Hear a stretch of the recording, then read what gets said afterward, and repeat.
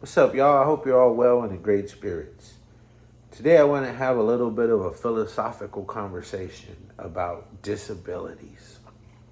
You know, those things society says makes you less able than someone else. Sometimes they're physical, sometimes they're mental.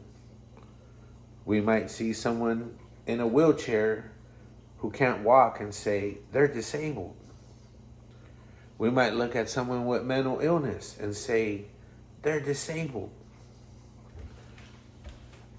I think that label is based on society's definition of who's able.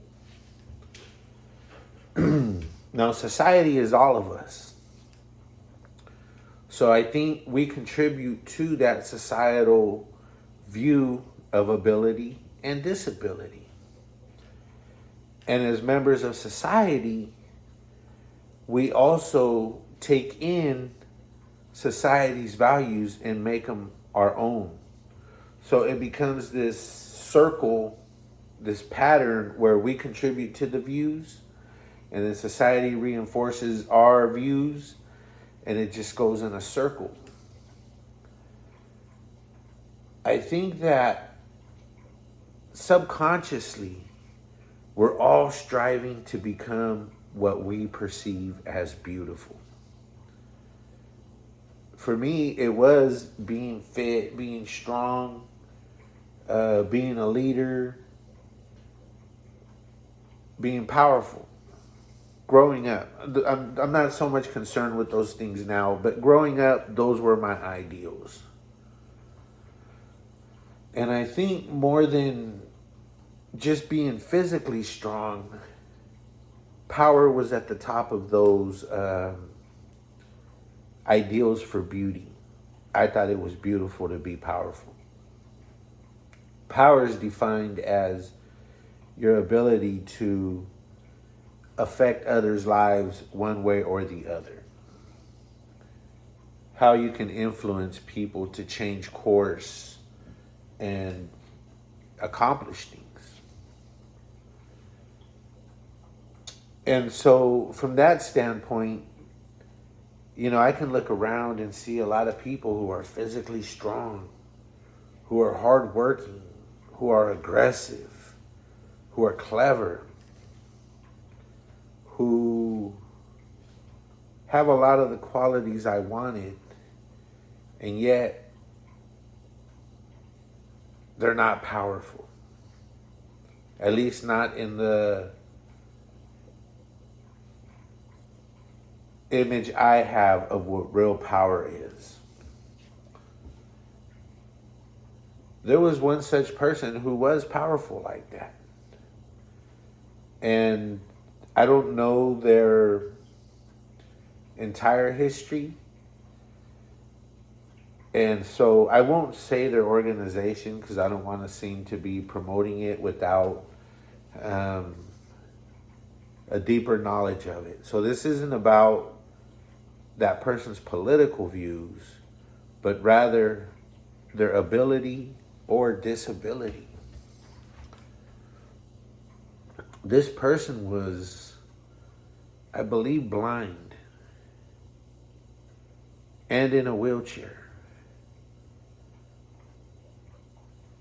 and yet was the nerve center, the brains of this huge organization who was continually engaged in war against a seemingly much bigger and better armed opponent. When this person got taken out, it was via a missile sent through an airship. I don't know if Fatos have seen Rambo 2. That was probably the best one when he goes back to get the POWs. There's a scene where like you think he made it. It's like, oh, cool, and you know you're really happy for where he's at that point in the movie because you're rooting for him. And I think he turns around and you see this, like, I think it's called an Apache helicopter. So it's this big, mean looking helicopter. It has wings on the side with, I think, 3 missiles under each wing. It's got 2 M60 miniguns that probably spit out 600 rounds a minute. So every second, 10 rounds already went off. And the bullets are like this big, 50 calibers. And so his ops had to shoot him with one of those to finally get him. And I remember thinking, man, that's a bad mofo for them to have to go through all that to get him. Separately, and I don't know if it's alarmingly, Mexico has taken to not shooting missiles, but using the miniguns from helicopters to hit civilians. They're armed civilians, they're supposedly organized crime. But yeah, Mexico be having the helicopters now shooting. Wow, you see the trucks they become sieves. And so that's how they got this dude. So insofar as what I considered something beautiful that I wanted to be powerful, this guy has far exceeded anyone I've seen talking about how strong they are that I've heard from. I've never heard from this person. I just know about them. There's someone else who, although not blind, was confined to a wheelchair because of a genetic disease they had. Stephen Hawking. This guy helped explain the universe to folks who could maybe understand an explanation, but not figure it out on their own. I don't think I'm of the capacity to even understand the explanation. That's how great their minds are compared to mine. And in particular, Stephen Hawking's. So you got this guy in a wheelchair. These 2 people in a wheelchair. One's waging war. One is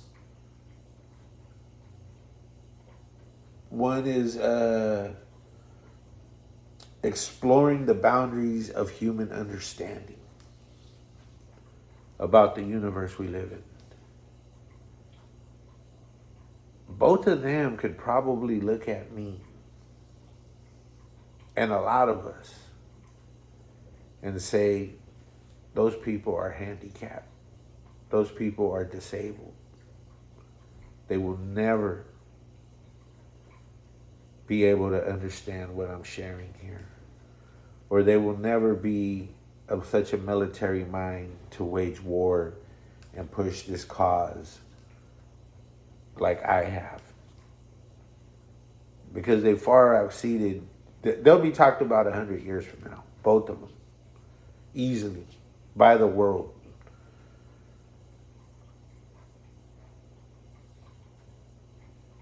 And so what I realized was that disability is subjective to our own ideas of what is beautiful.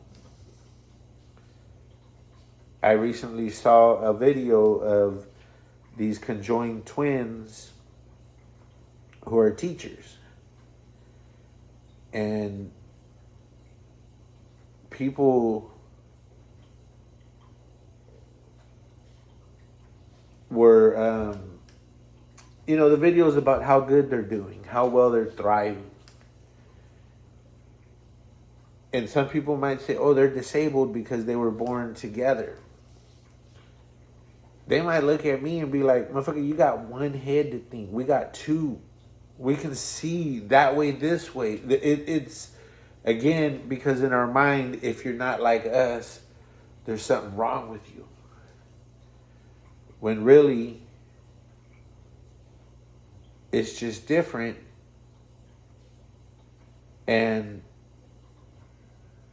not necessarily a disability, but something that creates a different set of obstacles than the obstacles a lot of us will face. And even then, we'll all face different sets of obstacles. And so, yeah, that was the point of the video, in that, like, I'm not going to park in the spots that I'm not supposed to park at, because everybody's equal. They should walk as far as I have to walk, what have you. I mean, that's just dumb. That's not what I'm saying here. What I'm saying here is that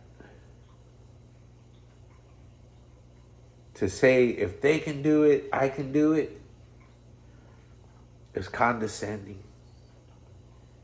It's implying that I was born with more than you,